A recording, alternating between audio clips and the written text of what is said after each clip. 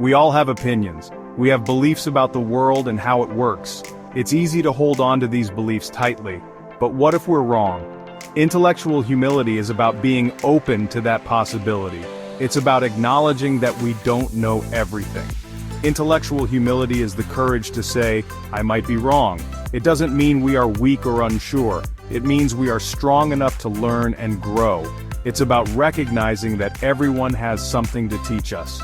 Imagine a world where everyone practiced intellectual humility. We would listen more than we speak.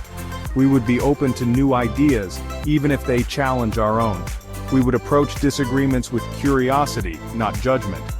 Intellectual humility is a journey, not a destination. It's something we cultivate over time. And it's a journey worth taking because it leads to a richer, more meaningful life. We make decisions every day, big and small. Our beliefs and biases can cloud our judgment. Intellectual humility helps us see clearly. It allows us to make decisions based on facts and logic, not just our own limited perspectives. When we practice intellectual humility, we seek out diverse viewpoints. We consider all sides of an issue. We don't just surround ourselves with people who agree with us. We actively seek out different perspectives. Think about a time you made a decision you later regretted. Could intellectual humility have changed the outcome? Perhaps you rushed to judgment. Maybe you didn't consider all the angles. Intellectual humility helps us slow down and make more thoughtful choices. By embracing intellectual humility, we become better decision makers. We're less likely to make rash decisions. We're more open to changing our minds when presented with new information. Relationships thrive on connection and understanding. Intellectual humility strengthens these bonds. It allows us to see the world through the eyes of others. It helps us to be more compassionate and empathetic. When we approach relationships with intellectual humility, we let go of the need to be right. We listen to understand, not to respond. We create space for open and honest communication.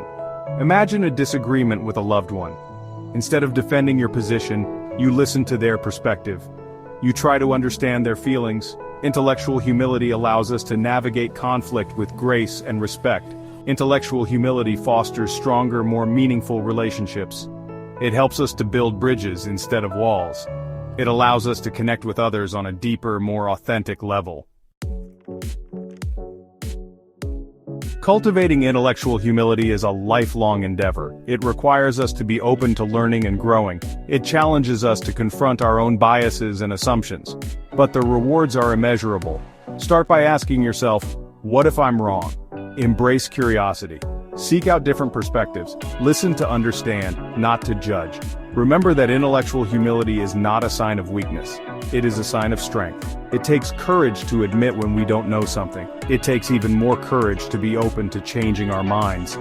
Embrace intellectual humility. It is a journey that will enrich your life in countless ways.